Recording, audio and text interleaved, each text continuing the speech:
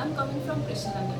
I always wanted to be an air hostess, so after completing my graduation, I needed a good platform. So I found JD Aviation, and after interviewing, I got selected here. And after completing my 1 year diploma course, I finally got placed as a cabin crew with Indigo Airlines. And I'm really grateful to my institute for giving me such an opportunity to build my career here. And I would really like to thank all my faculty members.